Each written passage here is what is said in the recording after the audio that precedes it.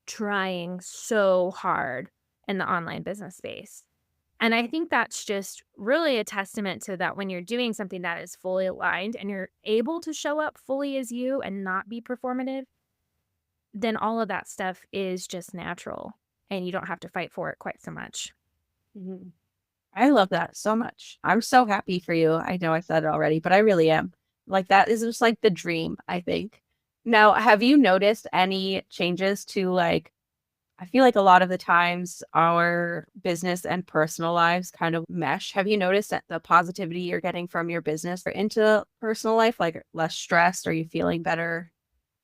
Oh yeah, 110,000%. And that was a huge catalyst for me making this shift as well. As much as I love and I still love podcasts so much, I think it's an incredible medium that everybody should embrace.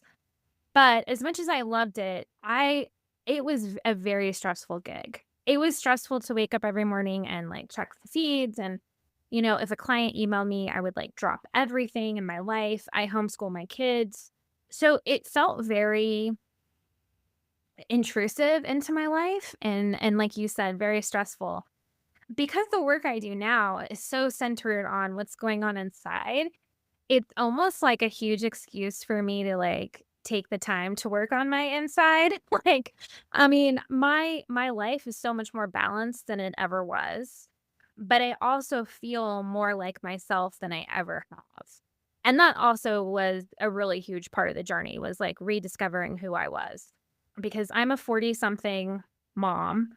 I've been through a lot in my life, and like I said, I've been in the online business world for 10 years. And I've spent the bulk of that time trying to emulate the people that I see around me. And when I stopped doing that and started being myself fully, it just like bled into everything.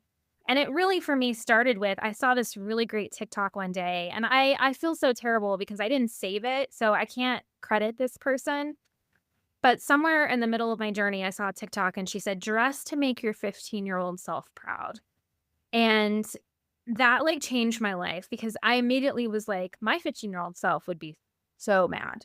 Like, she would just be reeling, like, "What have you done, Caroline? Like, we weren't gonna have kids, we were gonna live in the city, and we were gonna wear all black. Like, what are you doing? We were gonna have tattoos and piercings. What's going on?"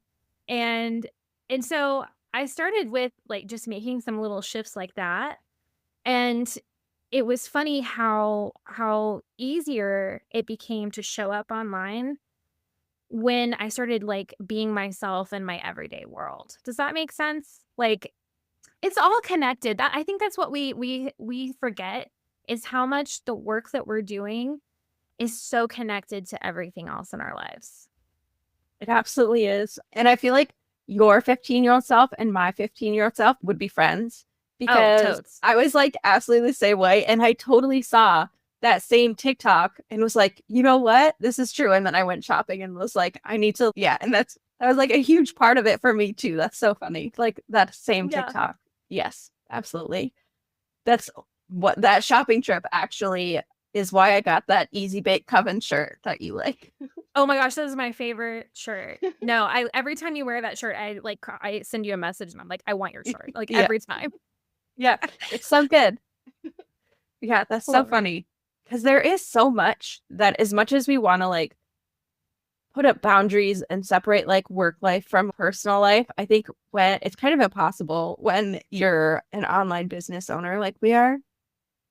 I don't know. It seems very difficult, especially when, you and I also homeschool, so we're doing it like in these like weird kind of pockets of time, like schedule wise. It just makes it really hard to separate it completely. So finding a way to make it work together so you're not kind of like resentful, maybe might be the word I want, of like the time I was working on like work when I wanted to be with the kids or when I was with the kids and I was like, I have this email that I need to respond to, that like stressed out feeling. I hated it. And that was also a big catalyst for me. Do you think when you talk to other people, that's like one of the big indicators there's a shift that needs to be made?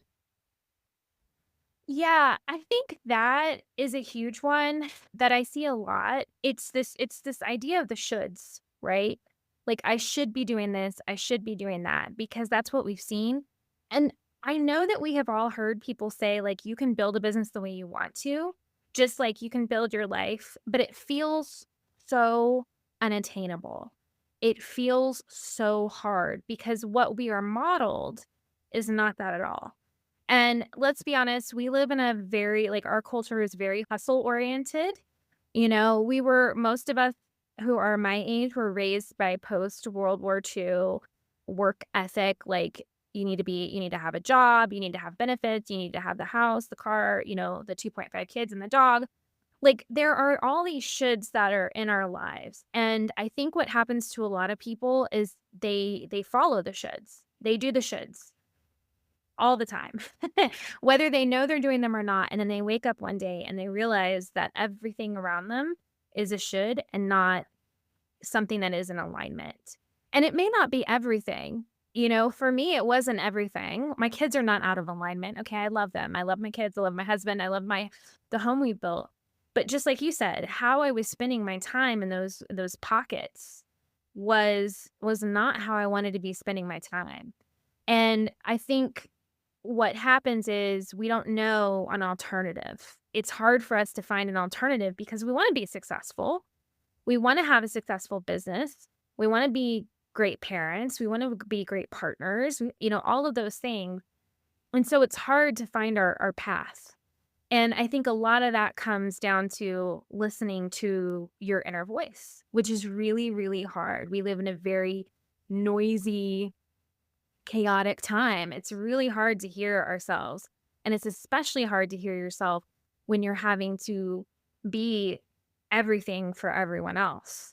And so I find that it's really like a catalyst of a lot of things.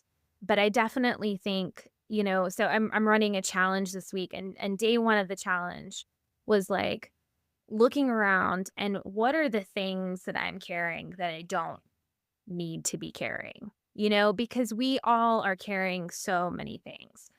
And that's just like with my business. I was carrying the success of my clients' podcasts on my shoulders all the time. And I felt like, no, I would give them all the things, I would make the plan. And if they didn't follow it and weren't successful, I still placed that responsibility on myself. And it wore me down. And I think especially in such a, in the online business world where everything is, like you said, vanity metrics, everything is numbers, numbers, numbers, numbers.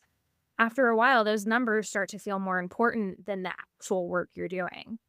And, I've worked with people recently where it wasn't really about creating the thing or having the numbers. It was really about, how do I feel when I'm doing this?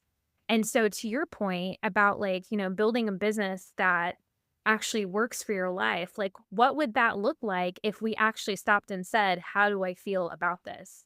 And so it's been a really interesting experiment to be on this side of like the transition, like having changed my business. And now, because I'm basically starting over from scratch, I get to stop and say, well, what actually feels good? And I just think if we actually let ourselves do that with a lot of things in life, it would totally change how we felt about the things that we spend our time doing. I 110% agree. And when you were talking about how we live in like a very like hustle oriented world and it's very noisy, it super is. And I think as online business owners, when we spend so much time online for like networking and marketing and doing research, and especially if you're a solopreneur and you don't have a team and you're trying to learn like marketing over here, like maybe bookkeeping, podcasting, like all these different facets for your business, and following this things other people tell you you have to do for it because you just don't know. It's very easy to kind of get caught up in that. And then all of a sudden, everything is too much. Yeah. It's also kind of, and I was talking about this with someone earlier today, even, I kind of hate some of online marketing right now because so much is like, oh, you have to do it this way. You have to use my specific framework or something, like it's the only way to get results. And that's never the case. There's always so much context and nuance that needs to go into finding whatever your version of success is. But because we spend so much time online and it is so noisy there, it's like so easy to get caught up in that. Yeah, absolutely. I think about so I kind of made this like last ditch effort with my podcast business before I transitioned everything. I knew that I wanted to use the term voice keeper. This had like come to me in like a moment of just light bulbs everywhere, sheer genius. Mhm. And I fell in love with it. And so I was like, what if I turn everything into the voice keeper and I try to make podcasting feel really woo woo? And I built a shop. I set up all kinds of funnels. I had, email automations out the wazoo. I mean, I probably spent hours upon hours upon hours upon hours. And I was taking advice from friends, trying to build businesses the way that they had built their business and not really thinking like, you know, what is available to me and what feels good to me. Like I Mhm. didn't take into any of that into consideration. And probably about a month into having all of that set up and running and doing, I was like, I don't want to do this. And I think that's okay. I think sometimes we have to do things to know that we don't want to do them. But it really was like I set something up wanting it to feel a certain way, but set it up in a very old school marketing way. And I think about that sometimes and I'm like, man, no wonder that didn't feel the way I wanted it to feel. And it's funny because now I've like literally pared it down. I have one automation. I've moved everything over to Substack. I'm actually considering moving my email list over to Substack. Like I have pared everything down so much to like the bare minimum and it feels amazing. And honestly, like I said, the response has been way better than it was when I had all of those boxes checked. And so, I just would caution anyone like I know a lot of us are out there selling formulas and things like that. But when you see those courses and those $25, here's my, email automation that gets me $5,000 every week kind of advertisements, like, yeah, purchase them, look at them, see what they're doing, but also weigh that against how you want your people to feel and the experience you want them to have in your world. And is that the right thing for you? And I think we lose track of that. Somewhere along the way, we get so concerned with conversion that we forget that, especially in this day and age, people are being like inundated. They don't want to be converted. They want to be understood. They want to be felt. They want to feel like they are part of your world. We talked a lot about this with podcasting and how we're creating episodes to make people feel. And so I think it's really funny that we forgot to also apply that to all the other areas of marketing. A side note too, because I do want to say, because I think we've been talking a lot about like the hustle culture and there's also something I see online happening a lot, which is this very performative version of self-care and a very performative version of like the opposite of what we're talking about. And I really think like that is the ultimate problem with the online space is it has become very performative. It's a money-making thing, right? And so I just would caution anybody, like, I'm also not telling you to like create this amazing aesthetic where you're like meditating and you're wearing the flowy dresses every morning and your kids are like drinking tea at the table. Like, no, like this is real life stuff and it can apply and work for you in real life. It doesn't have to be aesthetic. Absolutely. And I realized, like, after I said this thing about frameworks, I literally do sell, like, a framework, but the thing I I do tell my too. clients is, like, you gotta understand it's just like an outline, and there's gonna be changes for everyone. Like, mine is, like, the 5 steps to sales, but sometimes, like, step 2 is a little longer for some people, or step 3 is, or there's so much nuance. So I'm always a little wary of, like, the super word for word templates and things, or people that Yes. I love having a framework or an outline so I know like what boxes need to be checked because obviously you have to get like someone from point A to point B before they work with you, but the way you get them there is going to be different for everyone, I think. And Yes. then as well the work itself because like you said you tested out like having the shop and then pared everything back down to the basics. I'm literally doing that right now. Like all my offers, just like getting rid of so much and minimizing it so it works better for my life, my levels.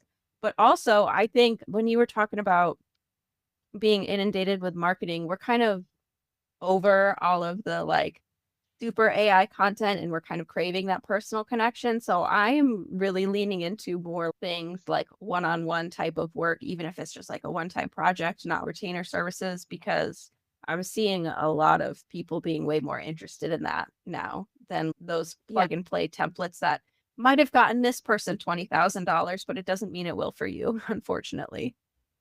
Yeah, yeah. I think the question that I like to ask a lot is like, what do you actually want and how do you want to spend your time? Mhm. And I know that that has led me to create the offers that I've created. I meet with an accountability partner twice a month, and it was so funny because a few weeks ago we were talking about, the packages I was creating, the things, and she was like, "Caroline, how are you gonna do that?" And I was like, "I don't know." And she was like, "Well, then maybe you should build something different." And I was like, "Oh, you're right." And I think those are such important questions to ask ourselves when we're doing any of this kind of business building activity. To me, there's definitely a lot of strategy, but I think there's also a lot of, like you said, nuance and how do I want to live my life? And how can this help me do that? Mhm. Absolutely. I think especially knowing my listeners are mostly mom business owners and there's so many like different phases of motherhood, you got to be able to kind of adjust as needed. I don't want to commit to something that's going to take a lot of time if in a couple months my kids are going to all sign up for 5 different sports. I'm not going to have the time, that kind of stuff. Yeah, that has been such a lesson for me this year. I have a 14-year-old, an 11-year-old, and a 5-year-old. Yes, yes, bonus baby. And my older two, they're getting so busy. They're teenagers. I have one in ninth grade. She's doing all the things right now, and I am running in 3 different directions on any given day. And this year, especially, has been super challenging because I mentioned I homeschool. Well, now just because of their ages, I'm literally doing 3 different curriculums. I mean, luckily the high schooler, she's doing college classes and stuff, and she can kind of run her own day. But I mean, when I sit down, I'm literally managing 3 different, very different needs. It's not like when my 2 oldest were little, we would do everything together. It was beautiful. It was very aesthetic, let me tell you. It's not aesthetic anymore. And so I've had to make a lot of adjustments of my expectations of the workload that I can handle and the services that I can offer. And, for me in this moment, it doesn't make sense to be taking on a ton of one-on-one clients. Like, I just don't have the time. I literally have like one day set aside for calls. And so then I have to get creative and say, well, okay, if that's the case, what can I do to bring in income and still do the work that I want to do? And so that's definitely been like Caroline's personal challenge in this moment. And even as school has started, I feel that even more harder. Like, oh my gosh, yeah, like I'm not going to be able to meet with 4 to 5 clients a week. There's just no way. Like, there's no way unless you want my 5-year-old in the meeting with us. Like, that's just how it would be. So, I think that that's something really important, like to give yourself permission to change. Like, you can evolve and change, and you can evolve and change your business to fit your life, and it's okay. Like, it's okay. I am closing down a membership right now for my podcasting business, and it's been really hard. It's been really hard because I'm saying goodbye to something that was a dream of mine for a very long time, and I've been holding on to it because I didn't wanna let go. But it's time. It's time to let go. They don't need me anymore. They're good. They've gotten all the strategy they need, and it's time for me to do something else that's more in alignment with what I wanna do. And that's okay. And you know what? Nobody has sent me an angry email. They might be disappointed, but nobody has, like, blacklisted me because, I handled it well and I did all the things and whatever. But I just wanna share that as an encouragement because I think sometimes in the online business space, it can be very scary to make big changes. And I mean, if anybody has made a big change, it's definitely me. And I'm not starving yet. So, we're doing good. That's very good. Yeah, that was something that was like a big concern for me when I worked with you on the Voice Keeper Awakening what would happen with my membership, because I feel like for me that was like one of the big sources of like stress and burnout, and being able to talk with you about what could change, how I can make it fit my life, but also meet like my clients' needs was amazing. And like, I, as of this recording, I haven't announced like the big changes yet outside of the membership itself, but I've made like the with the members have told made the changes with the members that are already there, and everyone was super excited about it and like stayed in. I gave them the option to like, absolutely, you don't have to continue. I know this is a big change, but everyone was excited about it and stayed. And it was like a really validating, like reaffirming thing where I'm like, this is right. This is right for sure. Yeah, because you believed it was right? Like Hmm. you believed it was right. You were holding the space and the energy for your people. And what's interesting, I think, about the shift that you've made is you are making the shift that we all have been wanting to make in our online marketing. Like, I remember when we talked about it the first time, I was like, yeah, that makes total sense to me. Like, I mean, I had no hesitation. I was like, yes, that is what needs to happen in this day and age. Like, that feels right for what's happening in the world. And I think your confidence in that, especially after we talked, and you were like, yes, this is what I'm doing. This is why I'm doing it. This is my mission. This is my goal. Like, I feel like when you can clarify all of that for yourself and communicate it authentically and confidently, then your people are going to feel that. You know, you said to me at the beginning of this that seeing my energy. Well, my energy is this way because I am excited about what I'm doing. Like, I am in love with the work that I'm doing. And 2 years ago, I was not in love with the work I was doing. So, like, no wonder I wasn't getting any new leads or whatever, because my energy was not there. And so I think that's a really important distinction to make as well. You know, people, they feed off of what we're doing. And everything you're doing right now, you're doing with such conviction that everybody in your world is like, yes, this makes sense for me. And it's not going to make sense for everybody. Listen, I am shifting from like podcast strategy to not. So it's been interesting because I've had a couple long-term members and clients be like, really my thing. And I'm like, I'm still here if you need me though, you know? And so it's, being open to those conversations, being okay with them and knowing that like what you are doing is what you are supposed to be doing. Everybody's going to be on board with that. Hmm. Yeah, I feel like it's when you make a big shift like that, you kind of have to expect that some people are just not going to be aligned, but that's totally fine. Like they will find other people that they do align with, as will, you as the service provider. So it Right. happens. Exactly. Mhm. I love that so much. So, one of the things that I have come to realize in my journey is that meditation has become a huge part of my life. And honestly, my daughter's life as well. She has a chronic illness and stress is a trigger for her. And so I was like, oh, well, what do I do with this information? Of course, I go and get certified to teach meditation. So, because that's what Caroline does, she goes and learns it. I recently learned that I'm a projector in human design, which makes a lot of sense because I am constantly like, is there a class? I'll take it. Is there a class? I'll take it. Like, and that's a big projector thing. So, anyways, when I created this meditation, I created it with the idea that we all need a moment before we create, before we, I don't know, record a podcast, create a YouTube video, to check in with ourselves and make sure, is this aligned with what I want to be doing, with how I want to be sharing, how I want to be showing up in the world? Is this true to my voice and to me? And so I created a meditation called the Voice Keeper Meditation. It's free. You can head to carolinehole.com/meditation and grab that. And let me know if it helps. I'm a big believer in like creating ritual and moments of like pause and quiet before you do anything that is going to have a lot of impact. And I know a lot of us right now, we don't want to just add to the noise. We want to rise above it. And so I have last couple people I've worked with, we've even created like their own ritual before they create content or before they, however they're showing up in the world, before they go into a board meeting or whatever, just so you have that moment to pause and be like, is this coming from a true place? And so that's what I hope that meditation does. So go check it out. Let me know if it helps you. Like I said, I'm a huge fan of meditation. So if you ever want to chat about it, I'm over here doing it.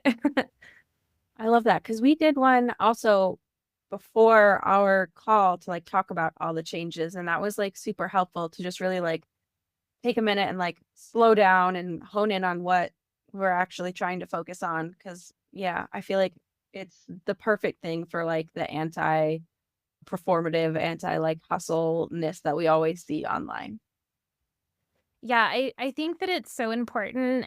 We're talking about transitions here. And I think when we're making big shifts and transitions, it is really important to take those quiet moments to listen. I was never a big journaler. I was never a big slow down person. I have always been go, go, go, go, go.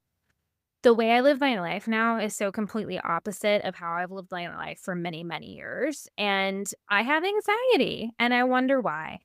And taking that time to slow and quiet your brain and say like, what is actually trying to come through, or what do I actually want to do, is really powerful. And it does take some time to develop the skill to listen inward and be like, but I just want everybody to know that yourself, you know best. You just have to learn to listen. And so that's one thing that I really try to do with all of my clients is teach them how to listen to that inner voice. Because when you start making these decisions, whether it be business, life, 9 times out of 10, you already know what to do. You're just not listening. So yeah, I'm glad that resonated with you so much. And I just really encourage everyone to take a moment to take a deep breath before you do any kind of deciding, brainstorming, anything. Yeah. Yeah, it definitely has like a ripple effect from there, not even just for creating content, but how you show up in other places and live your life. Yeah, for sure. Yeah. It's not just about, I've always said this even back when I was creating podcasts. Content is just an extension of ourselves. It's an extension of who we are in the world, what we believe, how we think, how we teach, all of those things. And so for me, it's never been very separate. And when you connect the two, I think it's when your content just becomes so much more powerful. Mhm. Absolutely. Well, thank you so much for chatting with me today. It is always a pleasure. I'm really excited to share this with everyone, and I will put the link in the show notes for your meditation and your Instagram and on podcast, all the things. Thank you so much, Sydney. You're doing just amazing things. And I'm just so honored to be your online business friend. So thanks for having me. Oh, thank you. That's it for this episode of Mompreneur Mastery. If you're building a business around your life, not the other way around, and you're tired of being told to hustle harder to make sales when you're already hustling at 110%, I hope this gave you a breath of fresh air. And if it did, I would love it if you left a quick review or shared this with another mom entrepreneur who is ready to market with more strategy and way less stress. And if you want to see what a cohesive content map across multiple platforms with strategic messaging looks like, check out the link in the show notes to grab your free copy of the Buyer Journey Content Map. I'll see you next time.